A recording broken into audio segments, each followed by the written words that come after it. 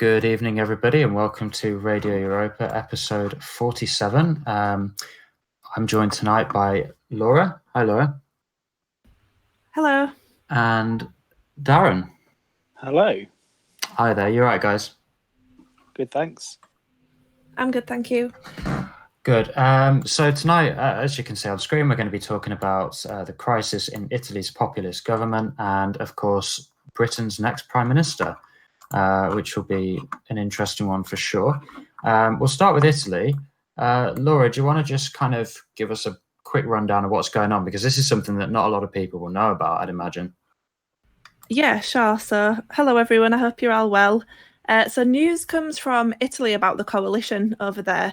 Obviously, they have Matteo Salvini with the League Party and Luigi Di Maio in the Five Star Movement as a coalition. Was it last year, the Italian election now? That's gone so fast. Yeah, I think so. Yeah, they're basically having quote-unquote crisis talks because the budget that they've put forward up until this moment is quite serious and it's left them in a bit of a deficit. And basically Salvini and Di Maio can't agree on the approach that they should take. So it's more financial, really. It's not like really kind of juicy immigration gossip or anything like that. They're arguing about tax cuts and wages and things like that. But in a nutshell, basically Salvini wants to kind of screw the EU and just say, let's just go along with it and do what we want to do. And Di Maio wants to play by the rules and be a bit nicer. And they held a crisis summit to save the administration yesterday, I think it was. And there's growing differences between the two populist parties. But they're holding a united front and saying that the parties are working well together. We're not sure if a snap election or an early election might be coming up in Italy at this stage. But kind of, when you can kind of tell that they've been arguing a little bit, but they're pretending that they're all friends. That's what they're doing at the moment. So we're not really sure what direction it will go in, whether, we were talking about before we went live, whether Salvini wants to have an election in Italy now because he's obviously the most popular party and the most popular leader in the country. But that's where we are at the moment. Yeah, so basically Salvini favours bringing about a flat tax or something like that, doesn't he? Which would represent a tax cut for a lot of people, whereas Di Maio is more about minimum wage. I suspect the idea behind the disagreement is that a minimum wage will cost less because the people are still paying the same taxes. So, and of course that depends whether they meet the EU budgetary regulations or not. Who do you think will win that argument? I think Salvini is the most powerful out of the two. And I think if we follow the polls, I've not looked at them for a while, but I think he was polling at 36% in the whole country the last time I checked them. So he has a lot of power there because if they do go to an election at some point, he will win, won't he? Maybe he'll have to form a coalition with somebody else. But I think Salvini is the one that's kind of got the good hand if it was a poker game. Yeah, because, based on the European election results, if there was an election, the Five Star Movement would lose some seats and League would gain massively, and they'd be joined as victors by Brothers of Italy and also Berlusconi's party. And I think ideologically, it seems to me that they would be more natural bedfellows for Salvini and the League than Five Star, who, most people don't realize about Five Star, but they're kind of leftist economically and on social issues. They're not really conservative there either. So the only thing that unites them at present is their anti-establishment credentials. But I think this was, I don't know what you think about this, but I think it was always going to happen. It's a matter of when, not if, they kind of fell out. Yeah, they seem to have pretty different views about quite a lot of things. And there's somebody in the chat called the Vincent37, and he's just said, this government must fall. I am Italian, and the Five Star Movement are incompetent, and they are mostly leftists under another vest. So, yeah, I think I mean, they just seem to be, when they first formed the coalition last year, it seemed to work, and they seem to be closer than they are now. And since then, over the last 12 months or however long it's been, they just seem to have kind of divided on their views a lot. And I know that people criticize Salvini for stuff that he does, the Israel stuff and that. You can't praise him because someone always jumps down your throat and says, but he supports Israel. But I think he's a lot more based than Luigi Di Maio. And Salvini does a lot of good stuff, You should offer praise where praise is due. I'd rather have someone like him in Britain than Theresa May. Or, well, we're going to talk about the next possible leader in a moment, aren't we? Yeah, and you're right. I mean, with Salvini, I think people kind of purity spiral on this issue a little bit too much, because I guess the priority question always has to be, well, is he doing good things by the people of Italy? And if the answer is yes, then, well, I mean, he can be forgiven for doing some face-saving, Israel cucking or whatever. So, yeah, credit where credit's due. But like that guy in the chat said, I mean, 5-star. I remember right back in the day when the election happened, and even before then, when they first came on the scene, and everyone in Britain thought they were fantastic. But I remember an Italian woman saying to me, actually they're leftists, so they're not really the salvation here. And I think that was quite correct. Sorry, were you going to jump in, Laura? Yeah, I was just going to say, sorry, I'm losing my voice tonight. I was just going to read the chat from Knock Knock Englishman. Salvini isn't perfect, but he's far better than the vast majority of European politicians. And that's where I sit with him as well. I mean, he's one of the few politicians that are actually willing to speak out against illegal immigration. And all politicians should be speaking out against that, but they're not doing it. They're quite happy to have illegal migrants in the country. So people obviously complain about Salvini and say that he's only tackling illegal migration and not legal migration. But I mean, I think he is quite brutal when it does come to illegal migration. And I think he's quite good when it comes to speaking about Italian. He talks about real Italians, doesn't he? And we know that he means ethnic Italians. So yeah, he's not perfect, and he could be a lot more better when it does come to immigration. But I think we should praise the good things that he does, because we want other leaders to copy those things. Yeah, and also I think I recall a while back something to do with I remember he did something which changed the definition of illegal immigrant, which actually moved it to encompass more legal immigrants. So I think where he can, he is trying to make a difference. But I think another thing people have to remember, that he is the junior partner in a coalition, so he doesn't have total free reign. He's probably doing as much as he can. He'd probably like to do more, but he doesn't have that total autonomy that he would if his was the majority party in that setup. So yeah, I mean, I don't know what's going to happen with the government in the end, but do you think the European Union will actually sanction them if they do fall foul of the budgetary issues, given that they were kind of quite lax with President Macron on the same issue? Yeah, well, they like Macron, don't they? So, and they don't like Salvini. So I don't know. I mean, they seem to give a few warnings, don't they? Like with Viktor Orban in Hungary when it came to taking in refugees, and he was refusing to do it. They seem to give quite a few warnings before they actually do anything. So who knows? Do you think that they'll carry out with it? Oh, I don't know, actually. I think it depends on. To be honest, no, I don't think they will. Thinking about it, because for the simple reason that they would prefer the 5-star movement to Salvini having a majority or a coalition with another right-wing party, I believe. So, just kind of doing a bit of quick deduction in my head. No, I don't think they will.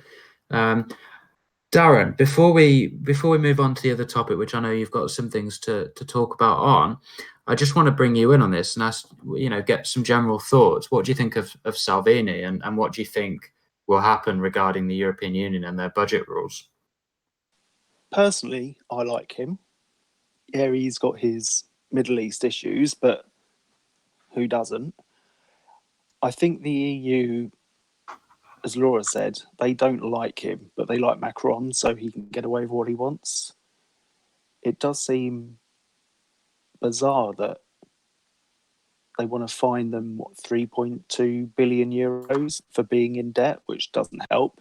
It fucked Greece. And I think Salvini is calling their bluff. And I think at the end, before it gets to the point where they will sanction them, there'll be a new election, because the Prime Minister's threatened to quit, hasn't he, or step down if they don't sort it out. Yeah, I think so, because he said something about not being the Prime Minister who incurs sanctions. So yeah, I mean, he does seem to be more prepared to collapse the government than to go into that kind of area. I don't really know much more we can say about Italy, really, other than I guess we'll watch this space. I mean, Laura, any final thoughts on Italy? Just try and bookmark Defend Europa. We're kind of we're trying to like keep our heads up, aren't we? And we're drowned in. So we've been suspended from Twitter. We've been suspended from Instagram as well now, and Facebook owns Instagram, so we're expecting a suspension from Facebook. So if you could bookmark Defend Europa, we do follow European politics from a ethno-nationalist perspective. So none of the rubbish that you get from the BBC, you'll get the cold hard facts. So if you can bookmark Defend Europa, we will follow this story right through to the next election and the results of that and whatever happens, really. Yeah, I think I would second that, and also say on YouTube we don't post videos all the time, so you won't be inundated with notifications. But if you could check the I think it's like an alarm bell which gives you a notification when we do post, because then you'll know when we're around each week for the live stream. So and any other videos that we do intermittently. So if you could do that, that'd be great. And of course, like and subscribe and so on. And if you want to, of course, help us out a little bit more, we've got links in the description to donate to us. We're very grateful for those who have and those that do. Right, I guess we should probably move on to talk about British politics again. We seem to talk about Britain a lot, but I guess most of our guests are at least English speaking, so it kind of stands to reason. But and also there is something of a crisis, because Theresa May resigned. Well, she signalled intent to resign a few weeks ago. She's officially resigned as the leader of the Conservative Party. There is now a leadership election underway. Darren, I'll come straight to you on this one. Who are the runners and riders? Who stands out as being up there with, the favourites or the best ideas or whatever? So at the moment, there are 10 candidates, with the first round of voting happening on the 13th of June. I don't know if anyone's fully aware of how it works. So because it is just a party nomination rather than a countrywide one, everyone puts their name in a hat, or puts their names forward, and then their fellow Conservative MPs then vote for who they want. So after the first round, anyone who has fewer than 17 votes are eliminated. And then out of the remaining ones, they have a second round of voting, and anyone with fewer than 33 votes are then eliminated. So these rounds can go on and on and on down to the last two candidates. And at that point, every Conservative Party member around the country can then vote between the two favourites. Unfortunately, I'm not allowed to vote for them anymore. The favourite at the moment is Boris Johnson. As expected, he's had his name put forward since Theresa May joined a couple of years ago as Prime Minister. I wouldn't personally trust him because he changes his mind quite often. Dominic Raab seems to be quite popular, as does Michael Gove. My money, however, or who I would want, is another woman, Esther McVey. Yeah, Esther McVey, she's kind of got a bit of publicity in recent weeks, and I agree with you. I mean, if I was a Conservative Party member or whatever, I would vote for Esther McVey, because she seems to be the only candidate who is advancing genuinely socially conservative positions. She got. Did you see that she got into a bit of hot water in the media the other week because she? I mean, it sounds benign, but believe me, in Britain it's revolutionary because she opposed, or she said that parents should have the right to choose whether their 4-year-olds are exposed to homosex in classrooms. The ideas, not the act. But you get what I mean. But did you see all the palaver with that? Yeah, she was the only one speaking out about it, rather than the others who were going, "Oh, it's terrible, it's terrible." Like we saw with Jess Phillips from the other side. But no, Estimate Faye seems the most conservative or normal conservative out of them. Obviously, none of them represent us completely, but she's probably the closest. Plus, she wants a clean break from the EU. She wants to go straight onto WTO terms. And she's one of the very few out of that 10 who sees October the 31st as the last step. Plus, she's universally hated by Liverpool. So that is a ringing endorsement. Well, I mean, what better endorsement can you get, to be honest? Nobody wants to be liked by Liverpudlians, I've got to say. Regarding Brexit, yeah, I mean, I was going to pick up on the fact that Estimate Faye, she is clearly the best candidate on Brexit too, because I think she's one of only a few that have 31st of October as that red line date. I think Andrea Leadsom is another. But funnily enough, the girls seem to be smashing it on this one, but it's just the way the cookie crumbles.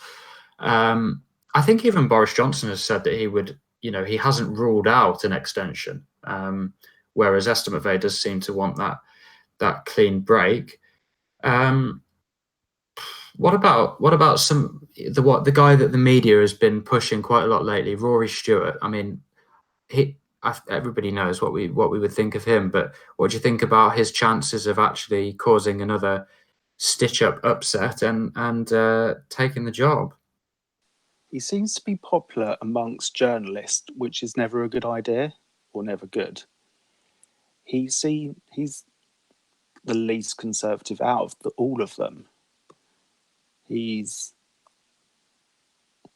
a very odd person to look at as well. He looks like his mum and dad were brother and sister and they had sex in a radiation zone. But that's such a strange thing to say. I know, that's terrible. But he's the one who's saying that a no-deal Brexit would be catastrophic and undeliverable and unnecessary. And he wants people around the country to thrash out a compromise made up of citizens. We know how that's going to work.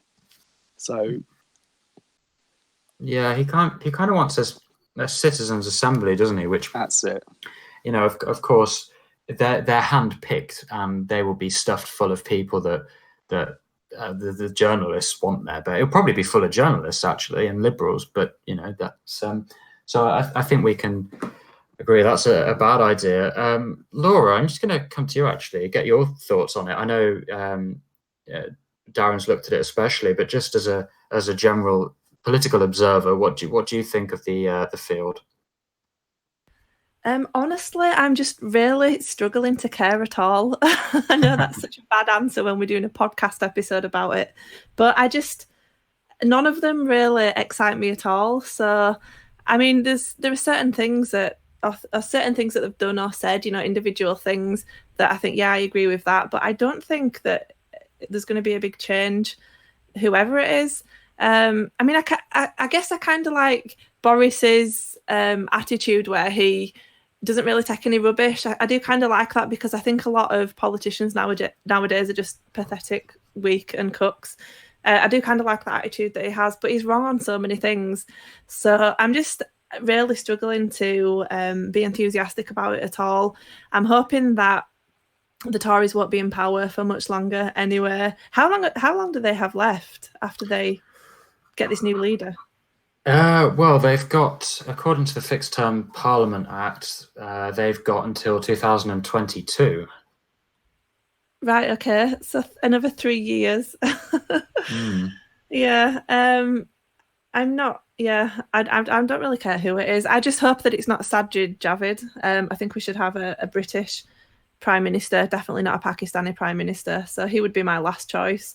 And actually, we were speaking about it before we went live. He's already scrapped Theresa May's immigration cap. So she was saying that there should be a net cap of 100,000 people per year. So he's already scrapped that because he's Home Secretary. Excuse me. But now he's also saying that he wants more business-friendly immigration, saying that he's going to scrap a controversial policy that EU migrants should earn at least £30,000 before they're allowed to come in. So he's just scrapping all these policies and just saying, more of you can come in and you don't have to be skilled or talented migrants. So yeah, he would be my last choice. But out of the others, I don't really care.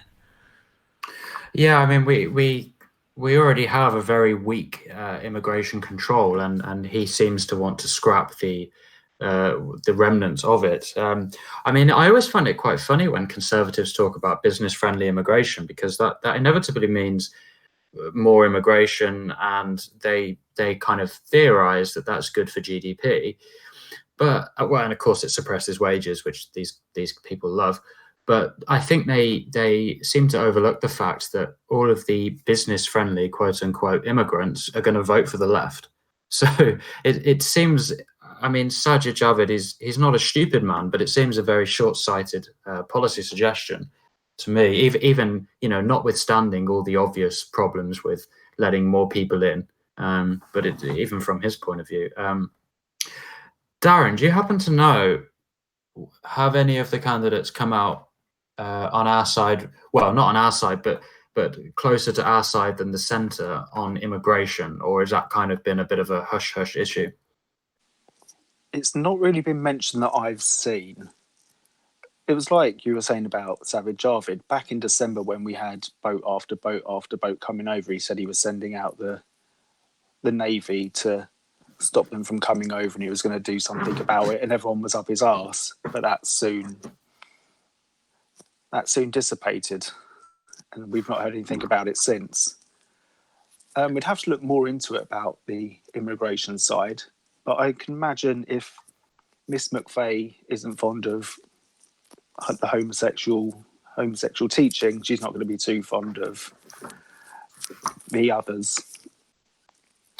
Well, yeah, it normally stands to reason that one conservative policy tends to be accompanied by some others in other areas. So, I mean, that's probably a fair deduction to make, I would say. I mean, this is always my fear about Boris Johnson, because I think what a lot of people forget. I mean, some people have pointed out in the chat that he's not a pleasant person, and his days at university burning money in front of homeless people and whatnot, which is alleged to have happened, is not pleasant. But I think we have to also recognise that fundamentally he's a liberal. He was mayor of London, which is a red city, and he won those elections by basically being a red. He didn't take them over to his side necessarily. So I do think that whilst I agree with Laura, actually, that he's got a great attitude, but I think people in the wider public who think that he's going to do something about immigration have probably got a nasty awakening when he does become Prime Minister, which is looking increasingly likely. Oh, sorry. Dominic Raab got into some hot water last year for saying that migration pushed up house prices. Oh, did he? Yes. Well, he's not wrong, but I guess he's the only one saying it. Sorry, Laura. I was just going to say, how can you possibly get in trouble for saying that? That's just a fact. Yeah, but they don't like facts. I mean, their own figures confirm that. Is it something like 86% of population growth is because of immigration? I think maybe it's something more. huge like that. But a couple of months later, he then backed down and said no discrimination over immigration. So who knows where he is with it now? Well, it's like that concept of when a white man makes a run for it, and eventually he gets taken down by the drones, and a few months later he comes out with I was just kidding, I love them really. Darkson above in the chat pointing out a part of Dominic Raab's ancestry. Yes, he's I believe his family were from Czechoslovakia, came either during the war years or after the war or something like that. So that should tell you what you need to know. Have you guys seen that video of Michael Gove falling over? No. I wonder if our IT guy can get it on the screen. There's a video on YouTube of him falling over. It's really funny. See, I'm not a fan of Michael Gove either. I think he's really weak. And he was education secretary when I was at university studying my politics degree. And he just didn't have a clue what he was doing at all. In fact, he wrote letters to teachers asking them for guidance on what he should do. I really don't like Michael Gove either. And I think he looks like a worm with a face drawn on it. Don't you think? A little bit, but he's also, I mean, in terms of his political record, he's also a bit of a turncoat, because he was one of the most ardent Brexiteers during the referendum campaign. But now he talks about extending the Article 50, doesn't he? So I don't trust him. I don't think. Sorry, I don't think he has any any backbone at all. Really, I think he's just a career politician. I think he just goes with what's easiest. Yeah, I think we've got the video now.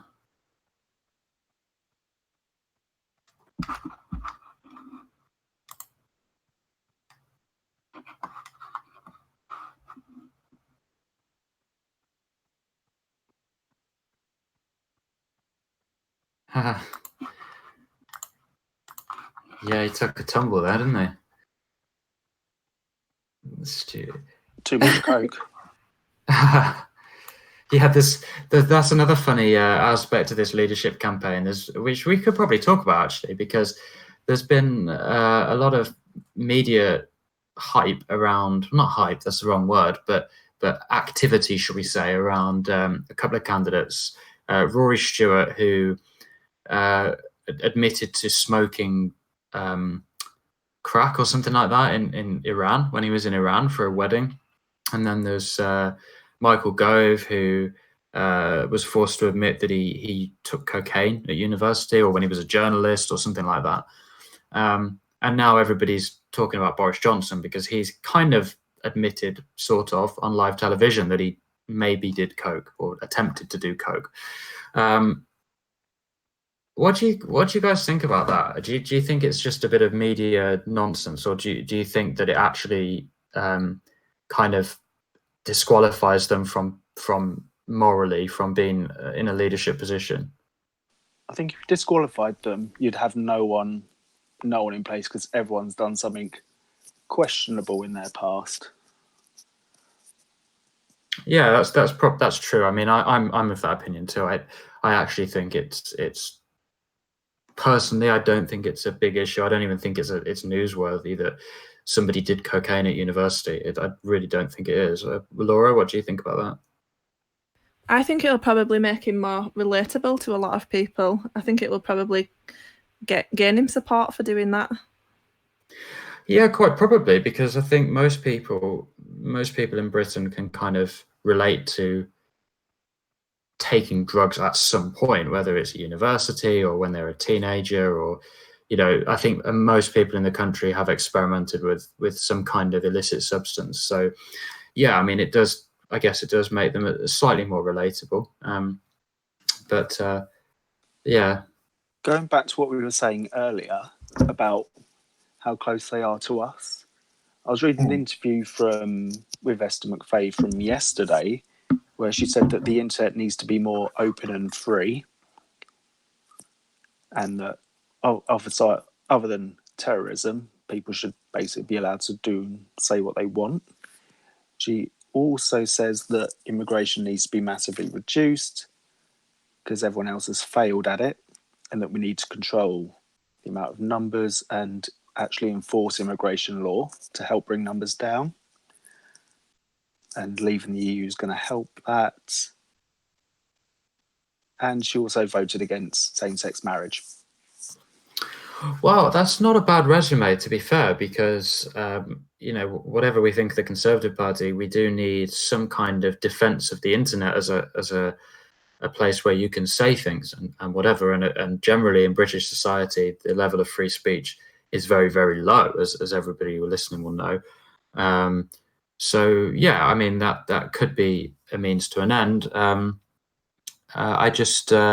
worry that these ideas are going to inevitably be overlooked because somebody like Boris Johnson's going to win, and everyone will be thinking about Brexit. So the genuinely conservative policies advanced by other candidates might not they might fall by the wayside. Unfortunately, she is 169 to 1 to win. Well, Boris is their favourite, isn't it? Do we have the odds up? I'll find the odds. Boris Johnson's 5 to 7, so he's at the top. Yeah, so he's on. So followed by Jeremy. Sorry. Followed by Jeremy Hunt, and then Andrea Leadsom, then Michael Gove, then Rory Stewart, then Dominic Raab, then Corner Shopper, then Matthew Hancock, then Esther McVeigh, and then Mark Harper. Oh yeah, because we've got a couple of kind of unknowns in the race, haven't we? With Matt Hancock, Mark Harper, and for non-British people listening who don't know who they are, we don't even know who they are, so they're not worth talking about, I don't think. Definitely not. But it's a shame that the most conservative ones on there are probably at the bottom. Yeah, but I guess that's the way it works in the UK, isn't it? Especially in the Conservative Party. I remember listening to Roger Scruton saying something about Conservatives, that they try to go through their career without ever alerting anybody to the fact that they are a Conservative. And I think that's probably true. Oh, definitely. Because some people like to keep quiet about it. Well, it's almost considered an immoral position in the UK in the modern era. If somebody says they are a Conservative, then obviously liberal peers kind of look at them as if to say, oh my God, you hate brown people and you want to take money away from disabled people. It's kind of it has this moral connotation now, which is just totally wrong, but it exists, unfortunately. And if you say yes to that, for those examples, then you're called something else. Well, exactly. If that is genuinely the case, which is not with all Conservatives, but if it is in some people, then not only are you an outcast for being a Conservative, but you're also in court for hate speech. So, it's a very difficult climate to be of the right in Britain. And to display those values will get you kicked out of the Conservatives as well, I'd also hasten to add. Oh yeah, because you were in a spot of bother with this, weren't you? Yeah, that's why I'm no longer allowed. Yeah, well, we won't dwell too much, but it's rather amusing story actually. Okay, so if you had to make a prediction, both of you, who do you think is going to win? Just a name. I think Boris is going to win. Boris. Yeah, me too. Inevitably, I think he will come out on top. I think the problem is with these issues is that we've kind of Italy is a very short one to speak about. It was more just to update people with what's going on because it's something that non-Italians wouldn't probably have heard too much about. We've spoken about British politics, and until there's the next round of voting, there's not really a lot we can do there. So I think there's some talk in the chat about Lauren Southern. I don't know which one it is these days, but we could. I don't know if anybody wants to talk about that. Well, I read the article by Milo, but I haven't spoke about it or tweeted about it because I just I don't really think there's much evidence that she's done anything bad. I think it's more just like people have said that she should have known about other bad things that people did. So I've just kind of stayed out of it really. But Darren, have you read the Milo article? Yeah, I read that yesterday. It is interesting. The best thing to come out of it, though, is the downfall of Kaelan and George, who have quite evidently been screwing people over out of their money. It was always there's always some suspicion, and there was always rumours that you heard about them both from various people, but now it's taken a flamboyant gay man to go against some other gays and let everyone know.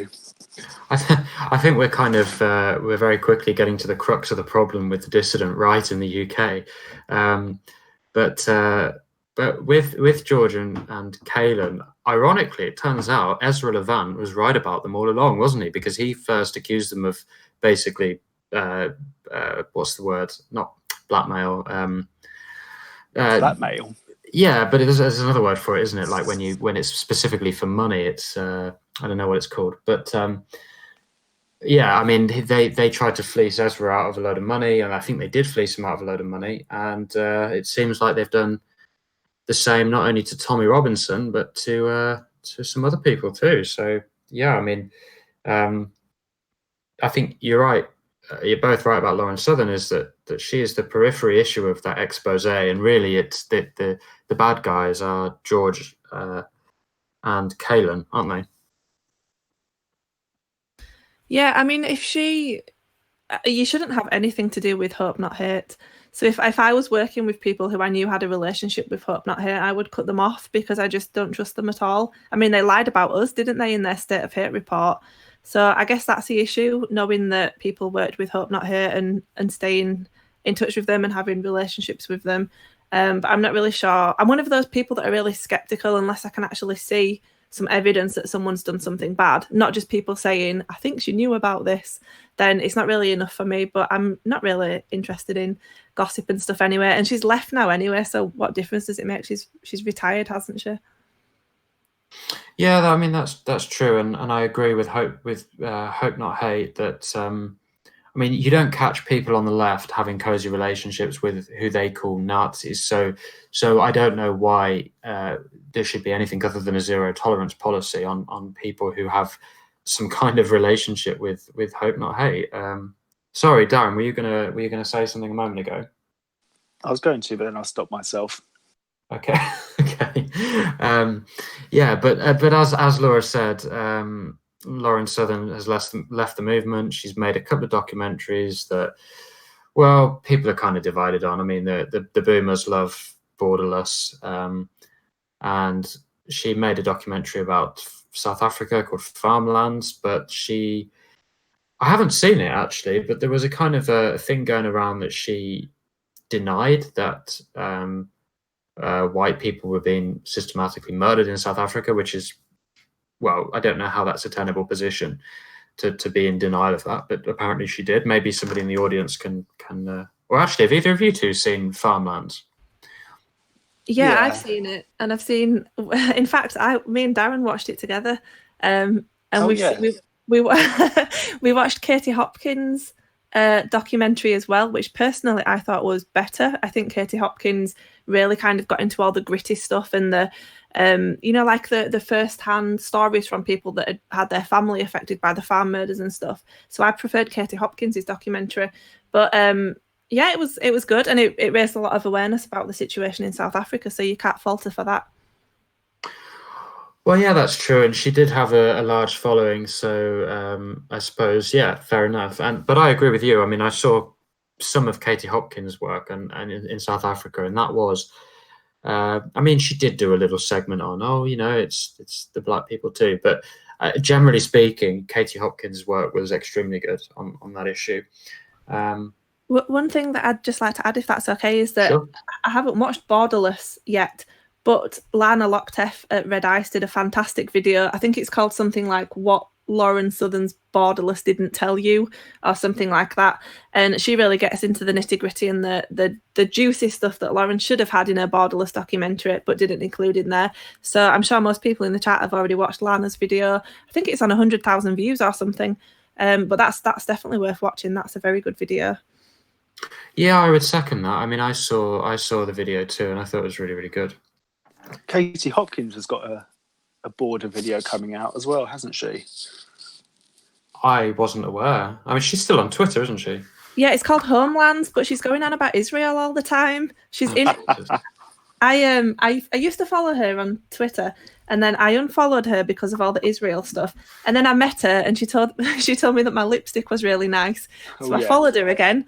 But she's just on it with the Israel stuff all the time. And this Homeland documentary that she's got coming out, it's all pro-Israel. I don't know if she's filming it now or if she's finished, but she's over there promoting it. But it's really bad. It's the worst I've ever seen her. She just seems to be up in the gear every single day.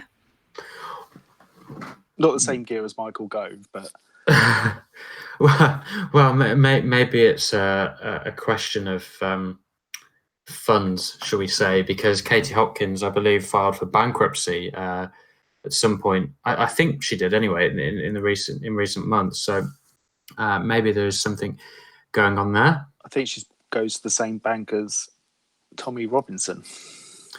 Yeah. Well, yeah. I think there's a lot of them dining out on that credit card. But yeah, I mean, Katie Hopkins. What put me off her was that. So I quite like her because she's not she's not as kosher as some of them when it comes to talking about demographics. However, I'm not sure if it was her or Tommy. I think it was her who was recruiting for the IDF in London, basically, or she was alleged to have been recruiting for the IDF in London, which I thought was just outrageous. So it put me off her a little bit. It's weird because when me and Laura saw her, she made some veiled suggestion against her funders, didn't she, Laura? Do you remember? Yeah, she said that she lost her job at the Daily Mail because of a bunch of rabbis. She said that they were the ones that kind of campaigned for her to be fired.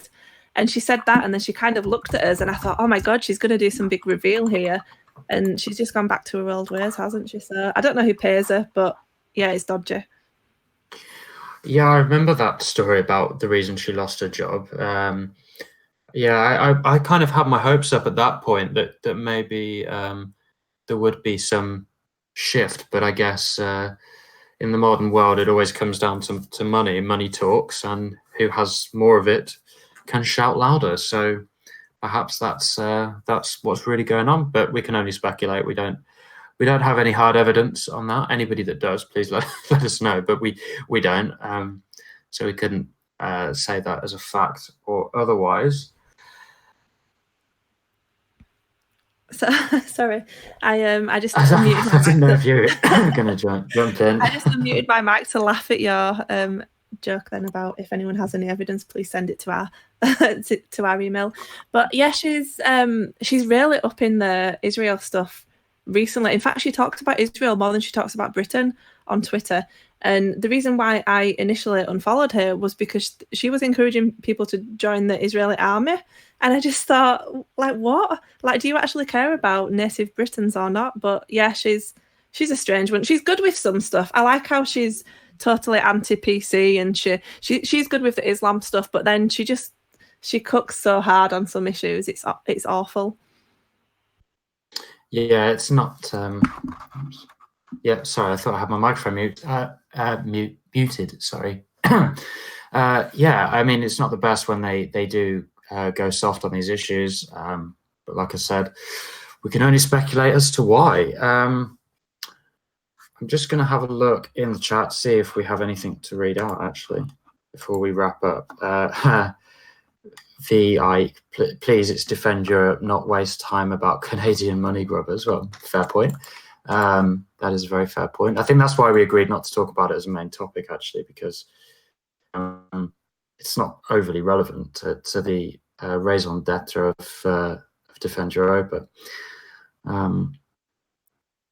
Venus Rising, all wars in Middle East to Israel, wars to place millions who flood Europe. Israel is it? Well, yeah, fair enough.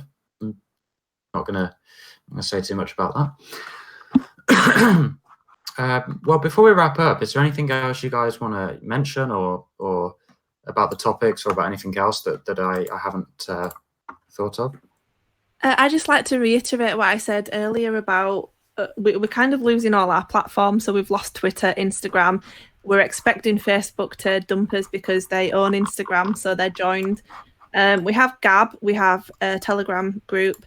and we have YouTube. So do bookmark the website if you use a browser on a computer, because we do post daily articles about news from across Europe, anything to do with elections or nationalist movements, the migrant crisis, Islam, other topics as well that we're not allowed to talk about on YouTube. But there are some really good articles that defend Europa, and I'm very proud of the team that we've got, because we've got a good team of young lads. I guess I can say lads because I'm the only girl. But yeah, if you could bookmark our website, that's kind of the only place that we have at the moment that's not at risk, isn't it? The website.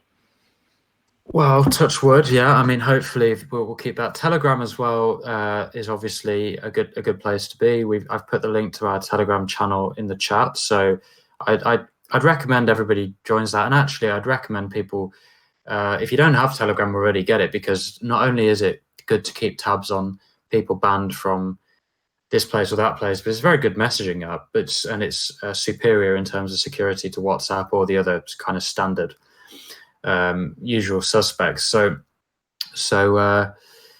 yeah, I agree with what Laura said. I think you would find us where you can, because the avenues are very quickly diminishing. But I guess that's about time for us to wrap up then. So yeah, come and find us on Facebook and Telegram and everywhere while we're still around. I just reiterate what I said earlier as well about clicking the notification button on YouTube, hit like and subscribe, etc., because until they kick us off, we'll be here doing the live streams once a week. And also, of course, if you want to help us a bit more, then the links are in the description below to donate, and we're very grateful if you do. So I guess all that's left to say is thanks for listening, and good night, everybody. Thanks, guys. Bye, guys. Thank you. Thank you. Bye-bye.